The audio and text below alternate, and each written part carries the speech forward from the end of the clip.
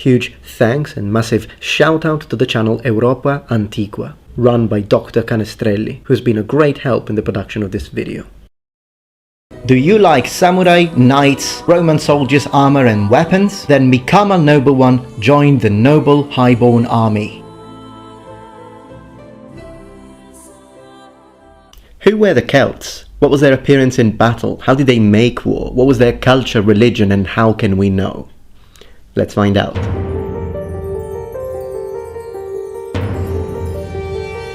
Hey noble ones, welcome back to my channel. This is the Metatron speaking, and oftentimes whenever we think about the Celts, the first thing right off the bat that we tend to think that it's not really coherent with the sources that today we're going to examine both in English and in Latin is the fact that we oftentimes imagine them as being one single nation, one single people, and that is incorrect. The word Celtic, is very much of an umbrella term, and it's more of a cultural identification, more of a common denominator than one single entity body. As we reach the times of Julius Caesar, we can divide the Celtic realities into two split and relatively separate kinds of entities. We have the continental Celts, whom the Romans called Gauls, in the words of Julius Caesar, ipsorum lingua Celtae, nostra Galli appellantur, which translates into, in their language, they call themselves Celts, but in our language, we call them Gauls.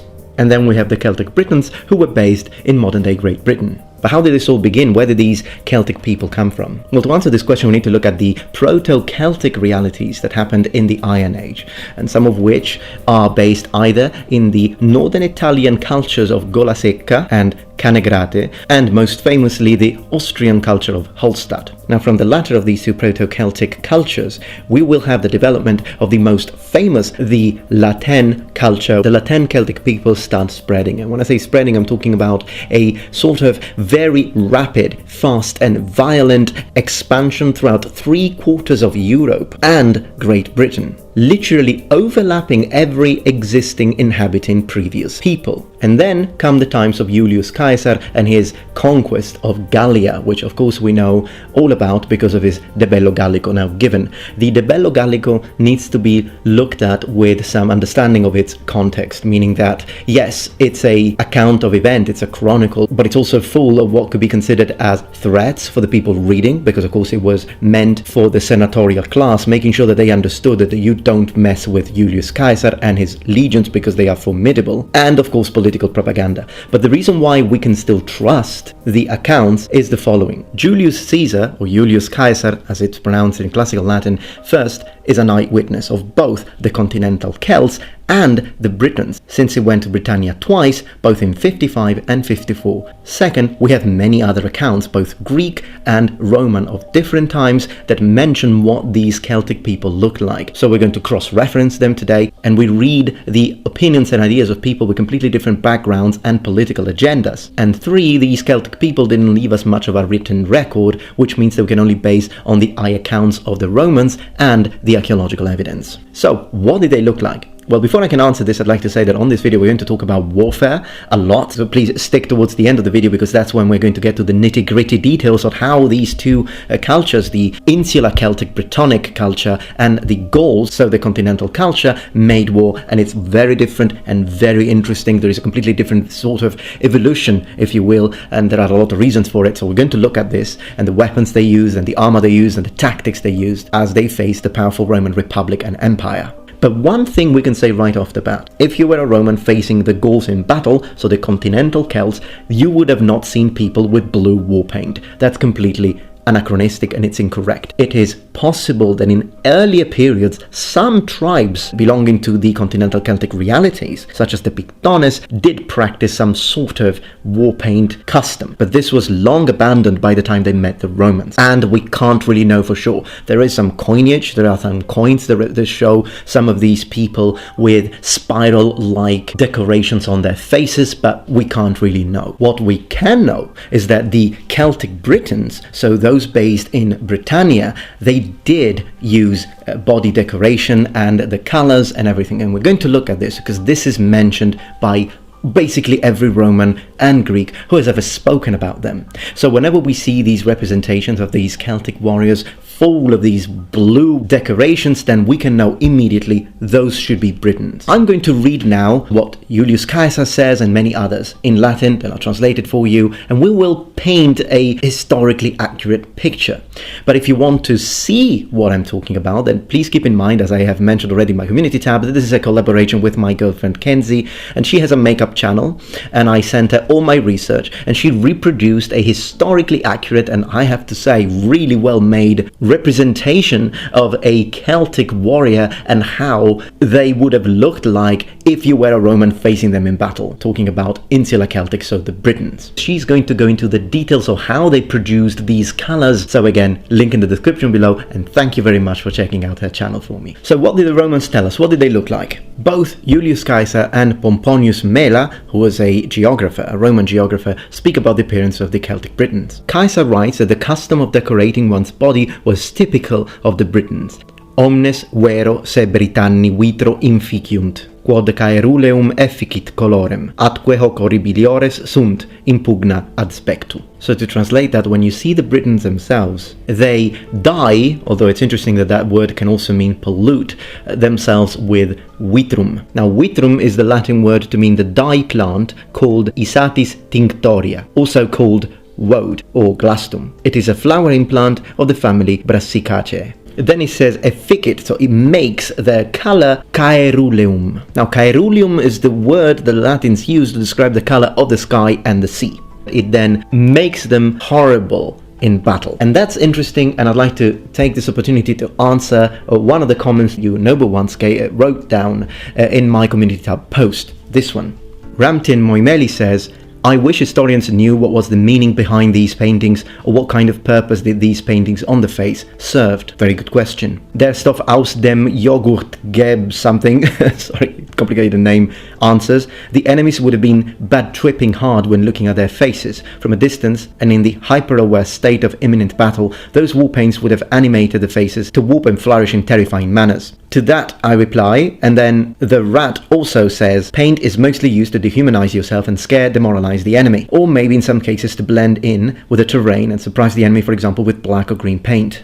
For why it's blue, in this case, I'd be interested to know as well. Well, thank you very much everyone for joining in to this discussion, but I'd like to say, it's a good answer, but it's incomplete. Let's have a look again at what Julius Caesar says. When you see the Britons dye themselves with mode, which makes them appear color blue. And then they look horrible in battle. So I think there is a subtle difference there. According to Caesar, it's not that they paint themselves so that they can look horrible in battle, but it's more in reverse. They color themselves and decorate themselves that way, and as a result, they look horrible in battle. So in my opinion, they are doing it because it's their custom, it's their culture, it's what men, and maybe some women, get back to that, do, and it's just the way you look. It's a tradition you have in your people. Now, when you go to battle, this also has the result of making you look more impressive, but I don't believe, at least according to what we read through the sources, that was the primary reason why they were doing it. It was just a result of something that was already an established tradition. Okay, all of this is impressive, but are we actually talking about war paint?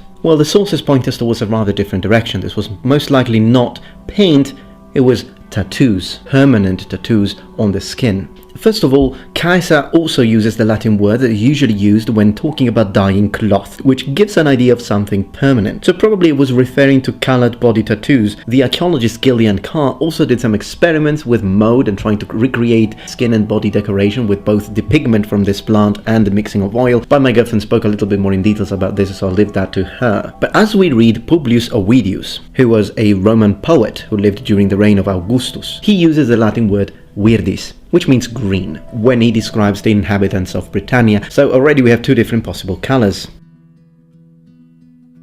We're not going to focus on war and the big differences between the continental Celts and the Britons, but I'd like to mention one thing. So far we've been focusing on the differences between these people, but it is important to mention also the fact that these different populations are still connected. First of all, they're interconnected linguistically. They speak different varieties either languages belonging to the Celtic P subsection, such as the languages spoken by the Britons and the Gauls, and people who spoke the Celtic Q subsection, such as the Celtic tribes in Spain and the Goidelic in Ireland. But regardless of the kind of Celtic language that they were speaking, there was still a kind of cultural glue that was connecting all of them, and that was religion. In fact, we know that again through Caesar, because he mentions that the Gauls sent their druids to Britannia to study with the Britons. And this teaches us also the fact that from a religious point of view, the Britons were thought of highly by the Gauls. To understand the big differences in terms of warfare, we need to go back to the 5th century and then see how the continental Celts progressed to the 4th, 3rd, 2nd and 1st century, and how the way they were making war changed. But what's very interesting, we can say right off the bat, is the fact that if we do look at these exact same centuries in Britannia, we will notice that we will find no development whatsoever. In other words, the Britons, when the Romans face them, are sort of frozen in time to the ways of war that the continental Celts had in the 5th century and kept them unchanged. The Celts were and have always been a warlike people, and this was already so in the 5th century. But the kind of warfare that they were doing was half ritualistic, meaning that you had mercenaries that fought naked. Well, that kind of stopped immediately when they met very well organized and fully armored opponents, such as the Mediterraneans, the Romans and the Greeks. And the kind of war that they did in the 5th century before Christ was more in the lines of a group of people taking the stuff of another group of people rather than massed armies. But as the Gauls impact with the other powers, such as I said, the Mediterraneans, they start evolving and they start changing. And whenever we imagine the Gauls, we often tend to imagine these barbarians, these people that fight like savages with swords and shields or axes and shields, just running towards the very well organized Romans. But that's not the case. It could have been at first, but after a few miserable defeats like that, you have to imagine that the people will change. In the 5th century, the Gauls are famous for their war chariots, but these are abandoned by the end of the 3rd century. And that's one of the main differences that we have with the Britons. The Britons never abandon it. And that's, in fact, one of the things that really shocks the Romans. When the Romans arrive in Britannia, they see that they fight like the Gauls used to fight many centuries earlier. And I'll get back to how they use the war chariots in a moment. And that's when, in the 4th century, the Gauls start militarizing everyone. So at first, war was just something that nobles did. So people that could afford weapons and some degrees of armor, shields. But things change and they start militarizing everyone. They give shields and one-handed spears that were long 2.5 meters to as many people as they could, even from the low classes. These sort of spearmen that fought in the manner of the Greeks used phalanx. Now this may sound very strange, because usually when you imagine again the Gauls, you don't really imagine them as fighting in a cohesive manner, in a very tight formation, Greek style, but that's how they fought. And we have, again, the sources to have a look at. Galli structus ante se scutis, conferti starent. The Gauls, protected by their shields, stayed in a tight formation. Conferti obstitere Galli scutis corporibusque, ipsis obnixi urgebant. Deensis tamen ordinibus nunc alii in alios, nunc in scuta incumbentes, sustinebant impetus. The Gauls fight in tight ranks, holding onto each other's shields, and now these shields sustain the Roman impetus. Confertissima acie palange facta, and a very crowded line made a phalanx. Ex consuetudine sua palange facta, and as it was usual to them, they made a phalanx.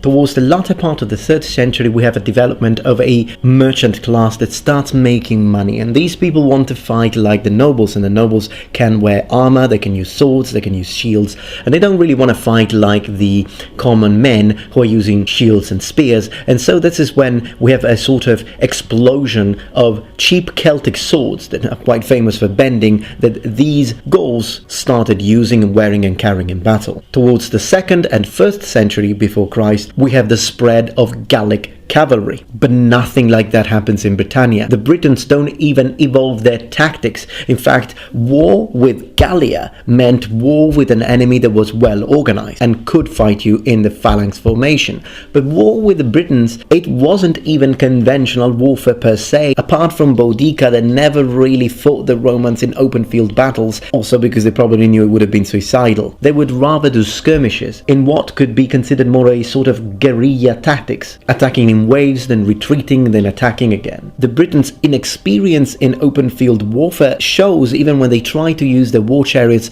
and they try to charge the Roman line up a hill. Like, good luck making that work. So why aren't the Britons evolved like the continental Celts? And the reason is quite simple, it's geographical. The continental Celts, the Gauls, had to impact the Mediterraneans quite soon, and not evolving would have meant being wiped out. But the Britons are isolated in their islands, and they don't really have to face neither the Greeks nor the Romans, not even the Germanic tribes that in fact replace the earlier Celtic traditions that had established themselves in the area. And all of this lack of confrontation freezes them in time for 5 centuries, which I find to be absolutely fascinating. Now, there is a lot more that could be said about the Celts, like for example the development of the mail and the perhaps even progression in terms of all the different kinds of swords and the different kinds of shields used by them, but I believe that this video is already long enough, and so I will dedicate a separate video if you liked